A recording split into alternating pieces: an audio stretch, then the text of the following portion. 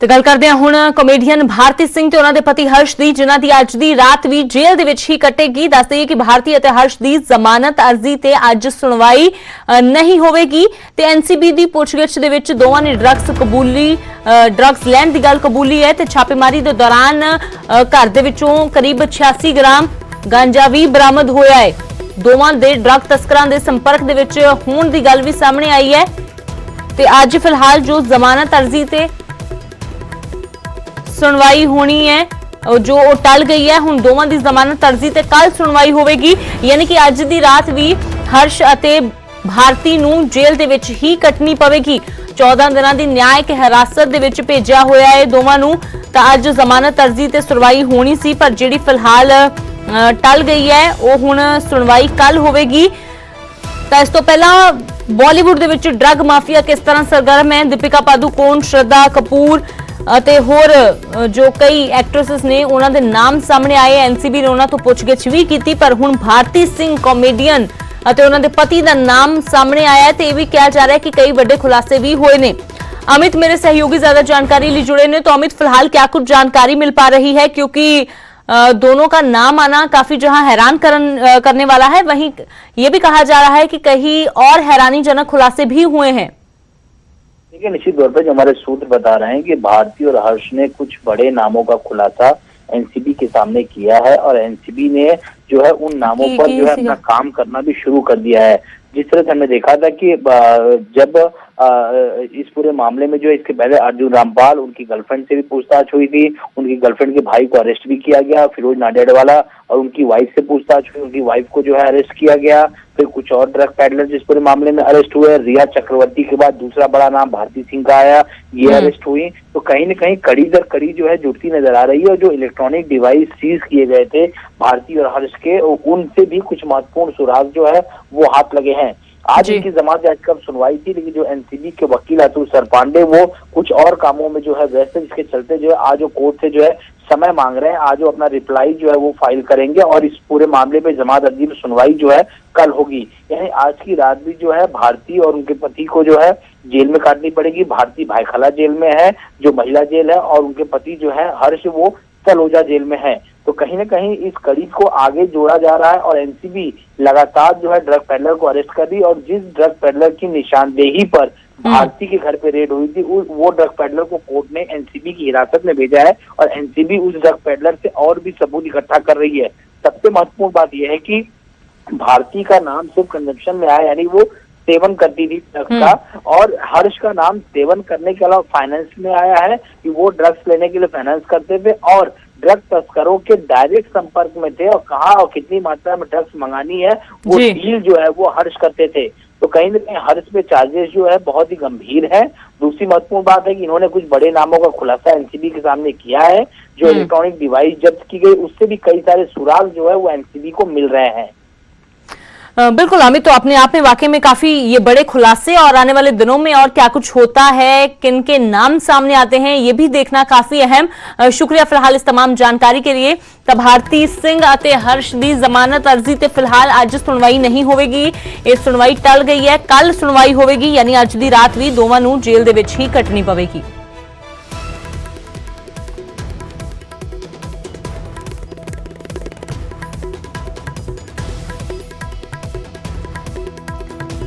ਤੇ ਗੱਲ ਕਰਦੇ ਹਾਂ ਹੁਣ ਪੰਜਾਬ ਦੇ ਵਿੱਚ ਰੇਲਾਂ ਦੀ, ਜਿਹੜੀਆਂ ਅੱਜ ਰਾਤ ਤੋਂ ਬਹਾਲ ਹੋ ਸਕਦੀਆਂ ਨੇ। ਜੀ ਹਾਂ, ਕਈ ਰੂਟਸ ਤੇ ਰੇਲਵੇ ਦੇ ਵੱਲੋਂ ਟ੍ਰਾਇਲ ਕੀਤੇ ਜਾ ਰਹੇ ਨੇ ਤੇ ਜੰਡਿਆਲਾ ਦੇ ਵਿੱਚ ਵੀ ਰੇਲਵੇ ਦੇ ਵੱਲੋਂ ਟ੍ਰਾਇਲ ਕੀਤਾ ਗਿਆ ਹੈ। ਅੰਮ੍ਰਿਤਸਰ ਤੋਂ ਜਲੰਧਰ ਵੱਲ ਭੇਜਿਆ ਗਿਆ ਹੈ ਇੰਜਨ।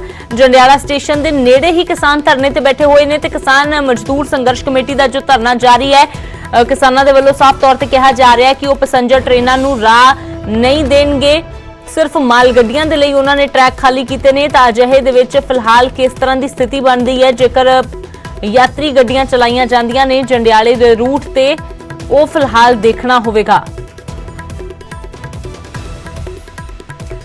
तां दस दईए कि किसानां दे वल्लों मुख मंत्री दे नाल बैठक की गई थी, किसान जथेबंदियां ने हरी झंडी दे दी, जिस तो बाद रेलवे दे वल्लों रेल मंत्री पीयूष गोयल दे वल्लों अज ट्वीट भी करके यह कहा गया है कि रेलवे दे वल्लों पूरी तैयारी कर ली गई है ट्रेनां चलाउण दी। तां ये तस्वीरां तुसीं देख रहे हो, ये ਜੰਡਿਆਲਾ ਰੇਲਵੇ ਟਰੈਕ ਦੀਆਂ ਤਸਵੀਰਾਂ ਨੇ, ਉਹੀ ਟਰੈਕ ਦੀਆਂ ਤਸਵੀਰਾਂ ਜਿਸ ਤੋਂ ਹੁਣ ਤੋਂ ਕੁਝ ਹੀ ਦੇਰ ਪਹਿਲਾਂ ਅਸੀਂ ਤੁਹਾਨੂੰ ਕਿਸਾਨਾਂ ਦੀਆਂ ਤਸਵੀਰਾਂ ਦਿਖਾਈਆਂ ਸੀ। ਇਸ ਦੇ ਬਿਲਕੁਲ ਨੇੜੇ ਇੱਕ ਗਰਾਊਂਡ ਹੈ ਜਿੱਥੇ ਕਿਸਾਨ ਧਰਨਾ ਲਗਾ ਕੇ ਬੈਠੇ ਹੋਏ ਨੇ। ਸਾਫ਼ ਤੌਰ ਤੇ ਕਹਿ ਰਹੇ ਨੇ ਕਿ ਅਸੀਂ ਯਾਤਰੀ ਟ੍ਰੇਨਾਂ ਨੂੰ ਰਾਹ ਨਹੀਂ ਦੇਵਾਂਗੇ। ਫਿਲਹਾਲ ਕਿਸਾਨਾਂ ਦੇ ਵੱਲੋਂ ਕੋਈ ਵੱਡਾ ਫੈਸਲਾ ਲਿਆ ਜਾਂਦਾ ਹੈ ਜਾਂ ਫਿਰ ਜੇਕਰ ਯਾਤਰੀ ਟ੍ਰੇਨ ਆਉਂਦੀ ਹੈ ਤਾਂ ਉਸ ਨੂੰ ਜੰਡਿਆਲੇ ਹੀ ਰੋਕ ਦਿੱਤਾ ਜਾਂਦਾ ਹੈ। ਇਹ ਕਾਫੀ ਅਹਿਮ ਹੈ ਦੇਖਣਾ। ਮੇਜਰ ਸਿੰਘ ਮੇਰੇ ਸਹਿਯੋਗੀ ਜ਼ਿਆਦਾ ਜਾਣਕਾਰੀ ਲਈ ਜੁੜੇ ਨੇ। ਤਾਂ ਮੇਜਰ ਸਿੰਘ, ਫਿਲਹਾਲ ਕੀ ਕੁਝ ਜਾਣਕਾਰੀ ਮਿਲ ਰਹੀ ਹੈ? ਟ੍ਰੇਨਾਂ ਦੀ ਤਾਂ ਤਿਆਰੀ ਹੋ ਗਈ ਹੈ ਪੂਰੀ, ਪਰ ਕਿਸਾਨ ਤਿਆਰ ਨਜ਼ਰ ਨਹੀਂ ਆ ਰਹੇ ਯਾਤਰੀ ਗੱਡੀਆਂ ਨੂੰ ਰਾਹ ਦੇਣ ਦੇ ਲਈ। ਜੀ ਬਿਲਕੁਲ, ਕਿਸਾਨ ਮਜ਼ਦੂਰ ਸੰਘਰਸ਼ ਕਮੇਟੀ ਵੱਲੋਂ ਜਿਹੜਾ ਫੈਸਲਾ ਲਿਆ ਗਿਆ ਵਾ ਕਿ ਜਿਹੜਾ ਮਾਲ ਗੱਡੀਆਂ ਨੂੰ ਜਿਹੜਾ ਵਾ ਉਹ ਲਾਂਘਾ ਦਿੱਤਾ ਜਾਵੇਗਾ, ਲੰਘਾਈਆਂ ਜਾਣਗੀਆਂ। ਬਟ ਜਿਹੜਾ ਪੈਸੇਂਜਰ ਟ੍ਰੇਨਾਂ ਵਾ ਜਾਂ ਯਾਤਰੀ ਟ੍ਰੇਨਾਂ ਵਾ ਉਹ ਜਿਹੜੀਆਂ ਵਾ ਉਹਨਾਂ ਨੂੰ ਨਹੀਂ ਚੱਲਣ ਦਿੱਤਾ ਜਾਵੇਗਾ।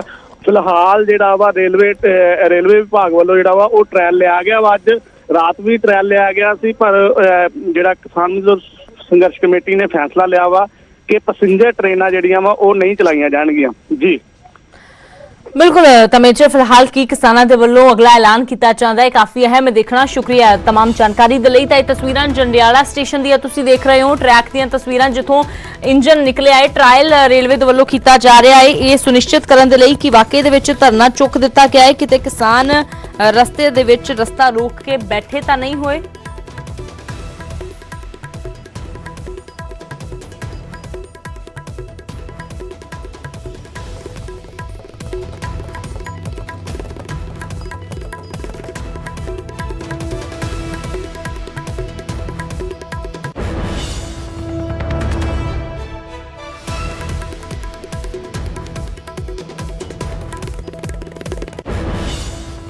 ਤਾਂ ਉਧਰ ਟ੍ਰੇਨਾਂ ਦੀ ਬਹਾਲੀ ਦੇ ਵਿਚਾਲੇ ਕਿਸਾਨਾਂ ਦੀ ਦਿੱਲੀ ਕੂਚ ਨੂੰ ਲੈ ਕੇ ਵੀ ਹਲਚਲ ਤੇਜ਼ ਹੈ। ਕਿਸਾਨਾਂ ਨੂੰ ਲਾਮਬੰਦ ਕਰਨ ਦੇ ਲਈ ਮੁਹਿੰਮਾਂ ਚਲਾਈਆਂ ਜਾ ਰਹੀਆਂ ਨੇ। ਰਾਸ਼ਨ ਪਾਣੀ ਇਕੱਠਾ ਕੀਤਾ ਜਾ ਰਿਹਾ ਹੈ ਕਿਉਂਕਿ ਤਿਆਰੀ ਲੰਬੇ ਮੋਰਚੇ ਦੀ ਹੈ।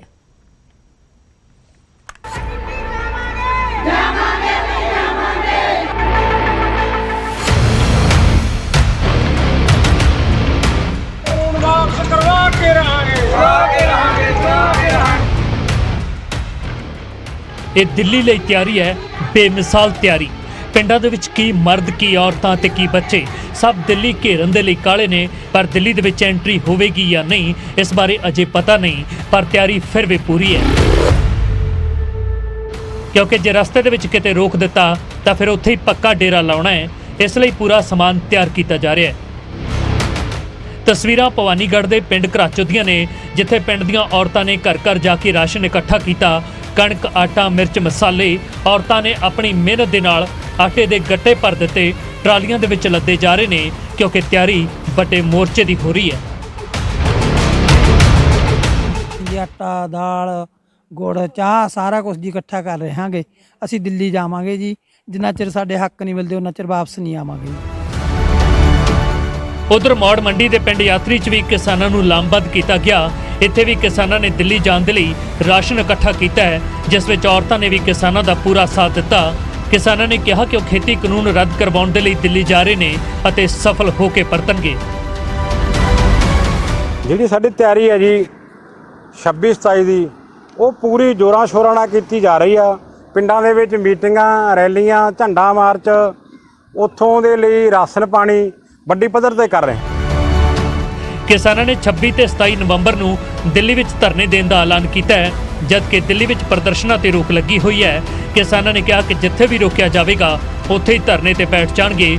ਪੂਰੀ ਤਿਆਰੀ ਦੇ ਨਾਲ ਦਿੱਲੀ ਵੱਲ ਕੂਚ ਕਰਨਗੇ। ਤਿਆਰੀ ਪੂਰੀ ਮੁਕੰਮਲ ਹੋ ਗਈ। ਤਿਆਰੀ ਰਾਸ਼ਨ ਪਾਣੀ ਸਾਰਾ ਤਿਆਰ ਕਰ ਲਿਆ, ਇਕੱਠਾ ਕਰ ਲਿਆ ਰਾਸ਼ਨ ਪਾਣੀ। ਜਾਨੀ ਟਰਾਲੀਆਂ ਦੇ ਵਿੱਚ ਜਾਣ ਦੀ ਤਿਆਰੀ ਆ, ਪੂਰੀਆਂ ਟਰਾਲੀਆਂ ਜਾਣਗੀਆਂ, ਬੱਸਾਂ ਵੀ ਜਾਣਗੀਆਂ, ਟਰਾਲੀਆਂ ਵੀ ਜਾਣਗੀਆਂ। ਕੇਂਦਰ ਨਵੇਂ ਕਾਨੂੰਨ ਵਾਪਸ ਲੈਣ ਦੇ ਲਈ ਤਿਆਰ ਨਹੀਂ। ਕਿਸਾਨਾਂ ਨੂੰ ਕਾਨੂੰਨ ਰੱਦ ਕੀਤੇ ਜਾਣ ਤੋਂ ਘੱਟ ਕੋਈ ਸ਼ਰਤ ਮਨਜ਼ੂਰ ਨਹੀਂ। ਫੈਸਲਾ ਦਿੱਲੀ ਦੇ ਵਿੱਚ ਹੋਣਾ ਹੈ ਅਤੇ ਇਸ ਲਈ ਕਿਸਾਨ ਪੂਰੀ ਤਿਆਰੀ ਦੇ ਨਾਲ ਦਿੱਲੀ ਘੇਰਨ ਜਾ ਰਹੇ ਨੇ। ਭਵਾਨੀਗੜ੍ਹ ਤੋਂ ਰਵੀ ਆਜ਼ਾਦ ਅਤੇ ਤਲਵੰਡੀ ਸਾਬੋ ਤੋਂ ਮਨੀਸ਼ ਗਰਗ, ਨਿਊਜ਼ 18। ਤੇ ਇਧਰ ਕਿਸਾਨਾਂ ਦੀ ਦਿੱਲੀ ਕੂਚ ਦੇ ਵਿਚਾਲੇ ਹਰਿਆਣਾ ਦੇ ਸੀਐਮ ਨੇ ਕਿਸਾਨਾਂ ਨੂੰ ਅਪੀਲ ਕੀਤੀ ਹੈ ਕਿ ਦਿੱਲੀ ਲਈ ਕੂਚ ਨਾ ਕਰਨ। ਮਨੋਹਰ ਲਾਲ ਖੱਟਰ ਨੇ ਕਿਹਾ ਤੁਹਾਡੇ ਹਿੱਤ ਦੇ ਵਿੱਚ ਹੀ ਨੇ ਖੇਤੀ ਕਾਨੂੰਨ, ਇਸ ਲਈ ਦਿੱਲੀ ਕੂਚ ਨਾ ਕਰੋ। ਦੱਸਦੇ ਕਿ 26 ਤੇ 27 ਨਵੰਬਰ ਨੂੰ ਕਿਸਾਨਾਂ ਵੱਲੋਂ ਦਿੱਲੀ ਘਿਰਾਓ ਦਾ ਸੱਦਾ ਦਿੱਤਾ ਗਿਆ ਹੈ। ਵੱਡੇ ਪੱਧਰ ਤੇ ਪੰਜਾਬ ਦੇ ਨਾਲ-ਨਾਲ ਹਰਿਆਣਾ ਤੇ ਦੂਜੇ ਸੂਬਿਆਂ ਦੇ ਕਿਸਾਨ ਵੀ ਦਿੱਲੀ ਘੇਰਨ ਦੀ ਤਿਆਰੀ ਦੇ ਵਿੱਚ ਨੇ। ਕੱਲੇ ਹਰਿਆਣਾ ਤੋਂ ਹੀ 5 ਥਾਵਾਂ ਤੋਂ ਦਿੱਲੀ ਦੀ ਐਂਟਰੀ ਜਿੱਥੋਂ ਹੁੰਦੀ ਹੈ ਉਹ ਰਸਤੇ ਘੇਰੇ ਜਾਣਗੇ ਤੇ ਜਿੱਥੇ ਰੋਕਿਆ ਜਾਵੇਗਾ ਉੱਥੇ ਮੋਰਚਾ ਲਗਾ ਦਿੱਤਾ ਜਾਵੇਗਾ। ਇਹ ਵੀ ਕਿਸਾਨਾਂ ਨੇ ਸਾਫ਼ ਕਰ ਦਿੱਤਾ ਹੈ। ਤੇ ਇਸ ਸਭ ਦੇ ਵਿਚਾਲੇ ਮਨੋਹਰ ਲਾਲ ਖੱਟਰ ਨੇ ਕਿਸਾਨਾਂ ਨੂੰ ਅਪੀਲ ਕੀਤੀ ਹੈ ਕਿ ਦਿੱਲੀ ਨਾ ਜਾਣ ਕਿਉਂਕਿ ਖੇਤੀ ਕਾਨੂੰਨ ਉਹਨਾਂ ਦੇ ਹੱਕ ਵਿੱਚ ਨੇ।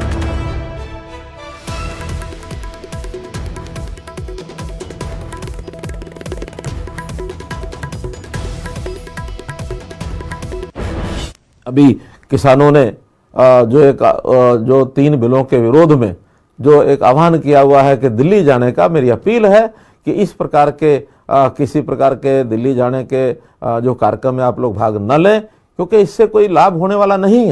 अंतोगत्वा ये जो तीनों कानून जैसा मैंने पहले बताया ये किसान के हित में है और आप लोग जब 1 साल भर में और आगे चल करके देखेंगे तो आपको इसके लाभ जानकारी मिलेगी। और चूंकि अब ये कानून बन चुके हैं तो किसी भी प्रदेश के लोगों को इसकी ओर आगे बढ़ना नहीं चाहिए, इसका लाभ नहीं होगा, ये मेरी आपसे अपील है। अभी किसानों ने जो 3 बिलों के विरोध में जो एक आह्वान किया हुआ है कि दिल्ली जाने का, मेरी अपील है कि इस प्रकार के किसी प्रकार के दिल्ली जाने के जो कार्यक्रम में आप लोग भाग न लें, क्योंकि इससे कोई लाभ होने वाला नहीं है। अंतोगत्वा ये जो तीनों कानून जैसा मैंने पहले बताया ये किसान के हित में है और आप लोग जब 1 साल भर में और आगे चल करके देखेंगे तो आपको इसके लाभ जानकारी मिलेगी। और चूंकि अब ये कानून बन चुके हैं तो किसी भी प्रदेश के लोगों को इसकी ओर आगे बढ़ना नहीं चाहिए, इसका लाभ नहीं होगा, ये मेरी आपसे अपील है। ਤਾਂ ਮਨੋਹਰ ਲਾਲ ਖੱਟਰ ਨੇ ਕਿਹਾ ਕਿ ਕਿਸਾਨਾਂ ਨੂੰ ਕੋਈ ਫਾਇਦਾ ਦਿੱਲੀ ਜਾ ਕੇ ਨਹੀਂ ਹੋਣ ਵਾਲਾ ਹੈ, ਇਸ ਲਈ ਉਹ ਦਿੱਲੀ ਜਾਣ ਦਾ ਪ੍ਰੋਗਰਾਮ ਕੈਂਸਲ ਕਰਨ ਤੇ ਨਾਲ ਹੀ ਕਿਹਾ ਖੇਤੀ ਕਾਨੂੰਨ ਉਹਨਾਂ ਦੇ ਹੱਕ ਵਿੱਚ ਨੇ। ਤੇ ਗੱਲ ਕਰਦੇ ਹਾਂ ਪਾਣੀਪਤ ਦੀ, ਜਿੱਥੇ ਬੀਜੇਪੀ ਆਗੂ ਦੀ ਖੁਦਕੁਸ਼ੀ ਮਾਮਲੇ ਵਿੱਚ ਪੁਲਿਸ ਅਤੇ ਲੋਕ ਆਮੋ ਸਾਹਮਣੇ ਵੀ ਹੋਏ ਤੇ ਹੁਣ ਇਸ ਸਭ ਦੇ ਵਿਚਾਲੇ ਪਾਣੀਪਤ ਦੀ ਐਸਪੀ ਮਨੀਸ਼ਾ ਚੌਧਰੀ ਤੇ FIR ਦਰਜ ਹੋ ਗਈ ਹੈ। ਚੌਂਕੀ ਇੰਚਾਰਜ ਅਤੇ ASI ਤੇ ਵੀ ਮਾਮਲਾ ਦਰਜ ਹੋਇਆ ਹੈ। ਸਾਰਿਆਂ ਤੇ ਖੁਦਕੁਸ਼ੀ ਦੇ ਲਈ ਉਕਸਾਉਣ ਦਾ ਇਲਜ਼ਾਮ ਲੱਗਾ ਹੈ। ਤਾਂ ਪਾਣੀਪਤ ਦੇ ਵਿੱਚ ਬੀਜੇਪੀ ਆਗੂ ਦੀ ਖੁਦਕੁਸ਼ੀ ਦੇ ਮਾਮਲੇ ਦੇ ਵਿੱਚ ਕੱਲ ਹੰਗਾਮਾ ਵੀ ਜੰਮ ਕੇ ਹੋਇਆ। ਪੁਲਿਸ ਅਤੇ ਜੋ ਲੋਕ ਨੇ ਹਾਈਵੇ ਜਾਮ ਕੀਤਾ ਜਿਨ੍ਹਾਂ ਨੇ ਉਹ ਆਮੋ ਸਾਹਮਣੇ ਵੀ ਹੋ ਗਏ। ਪੁਲਿਸ ਨੇ ਲਾਠੀ ਚਾਰਜ ਵੀ ਕੀਤਾ। ਤਾਂ ਹੁਣ ਬੀਜੇਪੀ ਆਗੂ ਦੀ ਖੁਦਕੁਸ਼ੀ ਮਾਮਲੇ 'ਚ ਪਾਣੀਪਤ ਦੀ ਐਸਪੀ ਮਨੀਸ਼ਾ ਚੌਧਰੀ ਤੇ FIR ਦਰਜ ਹੋਈ ਹੈ। ਚੌਂਕੀ ਇੰਚਾਰਜ ਅਤੇ ASI ਤੇ ਵੀ ਮਾਮਲਾ ਦਰਜ ਹੋਇਆ ਹੈ।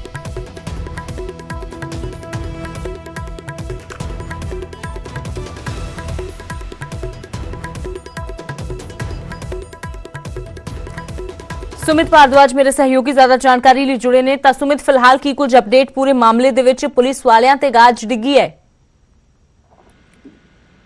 जो परिजन है और जो जनता है वो इसी मांग को लेकर कल रोड पर बैठी थी, इसलिए उन्होंने रोड जाम भी किया था कि हरीश शर्मा को जिन लोगों ने उकसाया और दबाव बनाया है, जिस कानून में आत्महत्या करनी पड़ी, उन लोगों पर कार्रवाई की जाए। जिसके साथ जो है देर रात करीब 1:30 बजे के बाद जो है मामला दर्ज किया गया है। पुलिस में एसपी पानीपत पर भी मामला दर्ज किया गया, तहसील कंट्रोल की इंचार्ज बलजीत पर भी मामला दर्ज किया गया है और ASI महावीर पर भी मामला दर्ज किया गया है। इसके साथ साथ 2 YouTube चैनल चलाने वाले लोगों पर भी मामला पुलिस द्वारा दर्ज किया गया है। फिलहाल 5 लोगों पर मामला दर्ज किया गया है और लाठीचार्ज भी देर रात जो है पुलिस द्वारा किया गया था रोड की जाम खुलवाने के लिए। फिलहाल परिजन जो है मामला दर्ज होने के बाद मान गए हैं और वो उसका अंतिम संस्कार के लिए हरीश शर्मा के अभी पुलिस की मौजूदगी में शमशान घाट पर जा रहे हैं।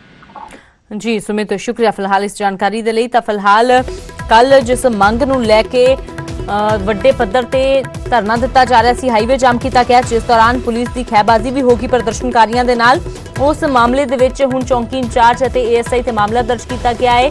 ਮਨੀਸ਼ਾ ਚੌਧਰੀ ਤੇ FIR ਦਰਜ ਕਰ ਲਈ ਗਈ ਹੈ। ਪਾਣੀਪਤ ਦੀ SP ਹੈ ਮਨੀਸ਼ਾ ਚੌਧਰੀ। ਸਾਰਿਆਂ ਤੇ ਖੁਦਕੁਸ਼ੀ ਦੇ ਲਈ ਉਕਸਾਉਣ ਦੇ ਇਲਜ਼ਾਮ ਲੱਗੇ ਨੇ।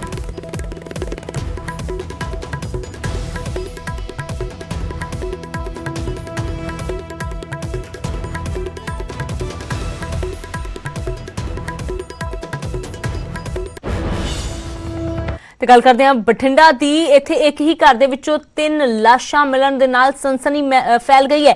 ਇੱਕ ਹੀ ਪਰਿਵਾਰ ਦੇ 3 ਮੈਂਬਰਾਂ ਦੀਆਂ ਲਾਸ਼ਾਂ ਮਿਲੀਆਂ ਨੇ। ਹਾਲਾਂਕਿ ਖੁਦਕੁਸ਼ੀ ਹੈ ਜਾਂ ਫਿਰ ਕਤਲ, ਇਸ ਬਾਰੇ ਅਜੇ ਸਥਿਤੀ ਸਪਸ਼ਟ ਨਹੀਂ ਹੋ ਪਾਈ ਹੈ। ਮਾਮਲੇ ਦੀ ਜਾਂਚ ਕੀਤੀ ਜਾ ਰਹੀ ਹੈ ਪਰ ਸਨਸਨੀ ਫੈਲ ਗਈ ਹੈ। ਬਠਿੰਡਾ ਦੇ ਵਿੱਚ ਇੱਕ ਹੀ परिवार दे 3 ਜੀਆਂ ਦੀ ਲਾਸ਼ਾਂ ਮਿਲਣ ਦੇ ਨਾਲ खुदकुशी की गई है या कतल होया है, इस बार स्पष्ट नहीं हो पाया है।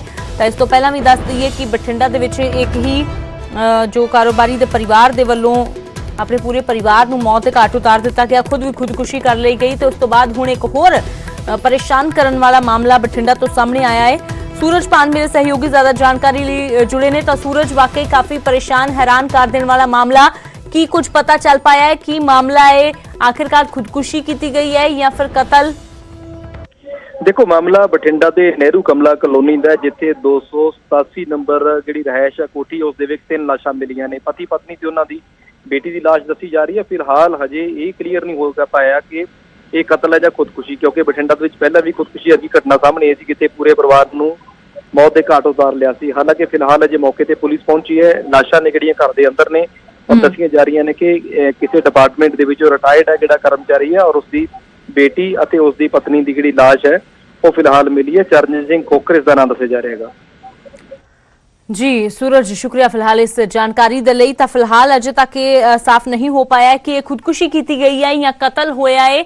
तां पुलिस दे वल्लों मामले की जांच की जा रही है। वख-वख पहलुआं तो इस मामले की जांच हो रही है। बठिंडा दे विच एक ही घर तो 3 लाशां, पति पत्नी तो उन्हां दी बेटी की लाश मिलण दे नाल सनसनी फैल गई है।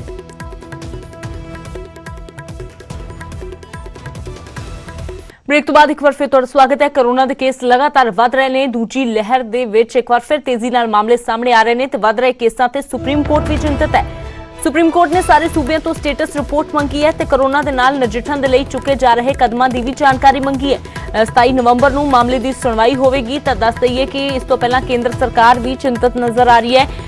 प्रधानमंत्री दे वल्लों कल सूबियां दे मुख मंत्रियां दे नाल बैठक सद्दी गई है, पर लगातार जो मामले तेजी नाल वध रहे ने उस ते सुप्रीम कोर्ट ने भी चिंता प्रगटाउंदियां स्टेटस रिपोर्ट सारे सूबियां तो मंगी है।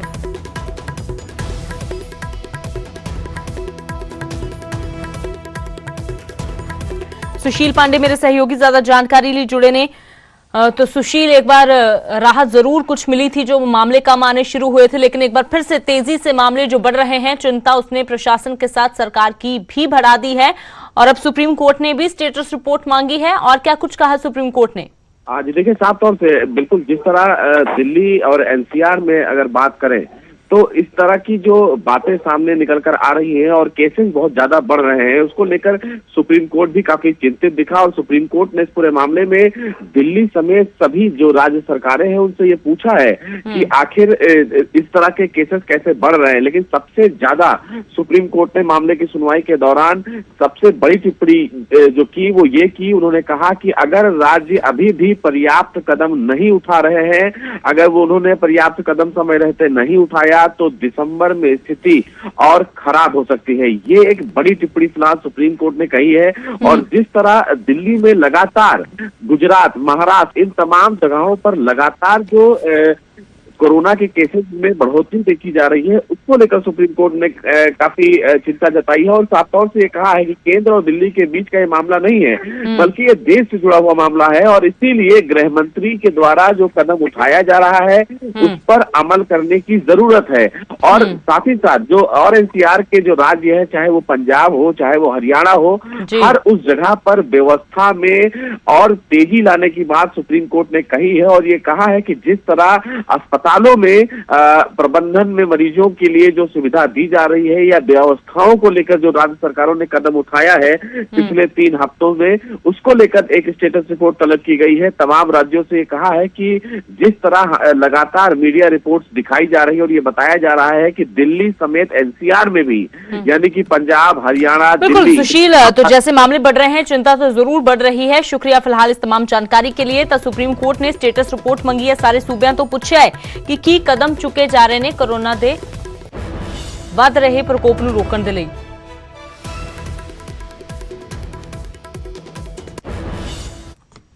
तो रुक करदे हां बोहर दा, जिथे एक गन हाउस तो 2 रिवॉल्वर चोरी होने का मामला सामने आया। 2 व्यक्ति दुकान तो रिवॉल्वर चोरी करके फरार हो गए। देखो रिपोर्ट ते मैनू दिओ इजाजत।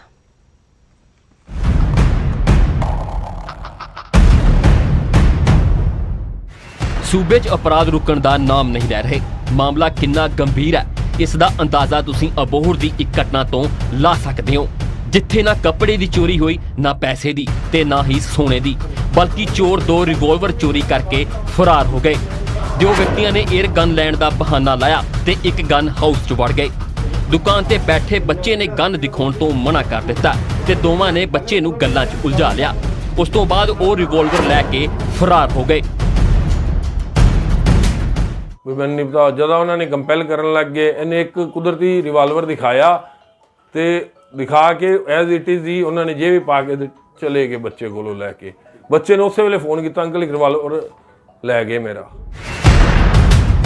ਤੇ ਦੂਜੇ ਪਾਸੇ ਰਿਵਾਲਵਰ ਚੋਰੀ ਹੋਣ ਨਾਲ ਪੁਲਿਸ ਦੇ ਹੱਥ ਪੈਰ ਫੁੱਲੇ ਪਏ ਨੇ। ਆਨਨ ਫਾਨਨ 'ਚ ਪੁਲਿਸ ਨੇ ਮੌਕੇ ਤੇ ਪਹੁੰਚ ਕੇ ਮਾਮਲਾ ਦਰਜ ਕਰਕੇ ਜਾਂਚ ਸ਼ੁਰੂ ਕਰ ਦਿੱਤੀ ਹੈ। ਇਹ ਸੇਠੀ ਕਰਨ ਹਾਊਸ ਤੇ 2 ਜਣੇ ਆਏ ਆ, ਮੁੰਡੇ ਨੂੰ ਕਹਿੰਦੇ ਵੀ ਰਿਵਾਲਵਰ ਵਿਖਾ, ਪਹਿਲਾਂ ਤਾਂ 에ਅਰ ਪਿਸਟਲ ਵੇਂਦੇ ਰਹੇ ਵਿਖਾ, ਫਿਰ ਕਹਿੰਦੇ ਹੋਰ ਵਿਖਾ।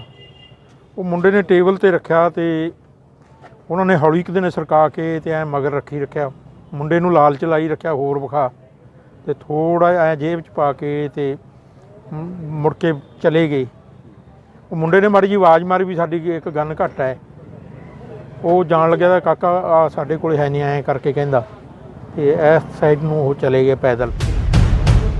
ਦਿਨ ਦਿਹਾੜੇ ਦੁਕਾਨ ਤੋਂ ਹਥਿਆਰ ਚੋਰੀ ਹੋਣਾ ਵੱਡੀ ਚਿੰਤਾ ਦਾ ਵਿਸ਼ਾ ਹੈ ਤਾਂ ਪੁਲਿਸ ਲਈ ਵੀ ਔਖੀ ਘੜੀ ਹੈ, ਕਿਉਂਕਿ ਇਸ ਚੋਰੀ ਨਾਲ ਲੋਕਾਂ 'ਚ ਦਹਿਸ਼ਤ ਦਾ ਮਾਹੌਲ ਬਣ ਗਿਆ। ਲੋਕਾਂ ਦੀ ਸੁਰੱਖਿਆ ਖਤਰੇ 'ਚ ਪੈ ਗਈ ਹੈ। ਫਾਜ਼ਿਲਕਾ ਤੋਂ ਸੁਰਿੰਦਰ ਗੋਇਲ ਦੀ ਰਿਪੋਰਟ, ਨਿਊਜ਼ 18 ਪੰਜਾਬ।